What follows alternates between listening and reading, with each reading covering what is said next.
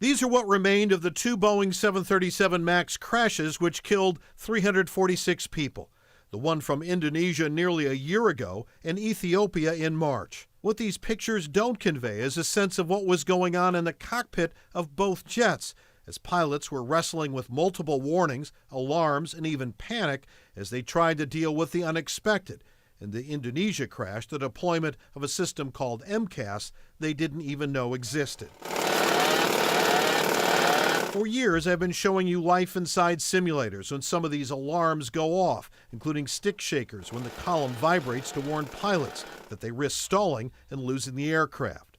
One of those warnings involved. We feel that the assumptions need to better match the reality of how a pilot might respond under adverse conditions. And NTSB board chairman Robert Sumwalt, who's also a pilot, says Boeing didn't factor that possibility in when they worked with the FAA to certify the plane. They really did not assume that there would be multiple malfunctions. While the National Transportation Safety Board isn't in charge of either investigation, they have been involved in both.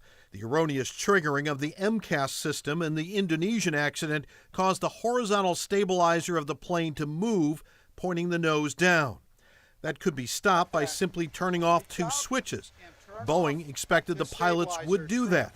They didn't. The NTSB saying instead of using highly qualified test pilots dealing with one fault scenario at a time, we need to use a broad cross-section of pilots from across the globe when we put them in the simulator to validate the design assumptions.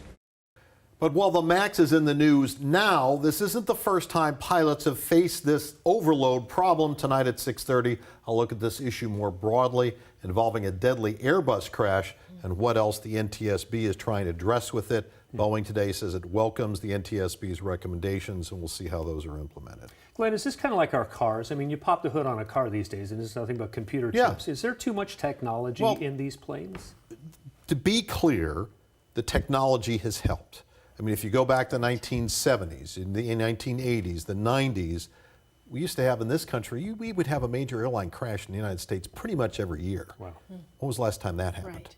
Right. 10 years ago. So this is better. But you also have sort of the other edge of that sword, which are we finding that pilots may be less able, particularly around the world, where you don't necessarily have a pipeline of experienced military pilots eventually going into the airlines. So when things do go south, they're more ready to deal with it. But there's a lot going on in the cockpits. There's more technologies that are coming. Keep up. And so keeping up is a factor. And this is really not a new issue. This started to come up even 20 years ago as airplanes did get more and more technologically driven. Okay. Thank you Glenn, for the thank you. update.